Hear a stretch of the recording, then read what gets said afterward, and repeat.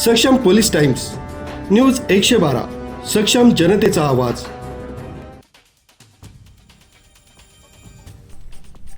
इगतपुरी तहसील कार्यालयात गॅस वितरक, पुरवठा विभाग आणि भाजपच्या पदाधिकारी यांच्या वतीनं आखाती देशातील युद्धाच्या पार्श्वभूमीवर गॅस तुटवडा संदर्भात बैठक घेण्यात आली.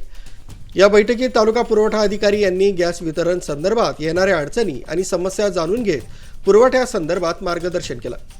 आखाती देशात सुरू असलेल्या युद्धामुळे अफवा पसरली की आपल्याकडे गॅस पुरवठ्याचा तुटवडा आहे.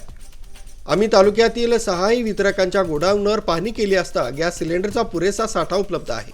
आपल्या तालुक्यात घरगुती वापराच्या गॅसचा कुठलाही प्रॉब्लेम होणार नाही. लोकांनी पॅनिक होऊ नये, तसंच सर्वांना सुरळीत पुरवठा करण्यात येईल. आपल्याकडे व्यावसायिक सिलेंडरचा तुटवडा आहे. कालच मंत्र्यांनी सांगितलंय की आपण 10% रिलीज करणार आहोत.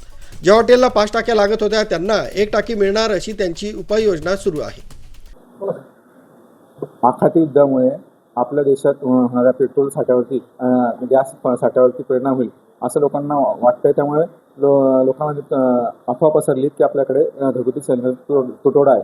परंतु आम्ही आपल्या तालुक्यातील 6 गॅस एजन्सीला स्वतः भेट देऊन तपासणी केली. त्यांच्या गोदामामध्ये पुरेसा घरगुती गॅसचा साठा उपलब्ध आहे. त्यामुळे आपल्या तालुक्यात तरी घरगुती गॅस सिलेंडरचा कुठलाही प्रॉब्लेम होणार नाही. त्यामुळे लोकांनी पॅनिक होऊ नये व त्यांना घरगुती गॅसचा साठा हा सुरळीत पुरवठा केला जाईल असं आम्ही सगळ्या गॅसकडून तपासणी करून सांगितलेलं आहे.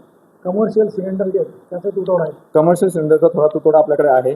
आता त्याबद्दल पेट्रोल मंत्र्यांनी काल विधानसभेत सूचना दिलेल्या आहेत की आपण 10% तरी रिलीज करणार. तर ज्या हॉटेलचा समजा 5 टाक्या लागतात त्यांना 1 टाकी मिळणार, असं काहीतरी त्यांची उपाययोजना सुरू आहे. आणि जे काही व्यावसायिक आहेत ते कमर्शियल ऐवजी घरगुती सिलेंडर यूज करतात, त्यांच्यावर काय कारवाई करणार?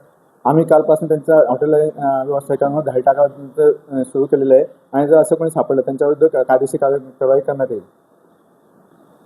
आम्ही कालपासून दाढी टाकायला सुरुवात केली. जो कोणी व्यावसायिक घरगुती वापराचा सिलेंडर वापरत असेल त्याच्यावर कठोर कारवाई करण्यात येईल. ब्युरो, सक्षम पोलीस टाइम्स, न्यूज 112, इगतपुरी.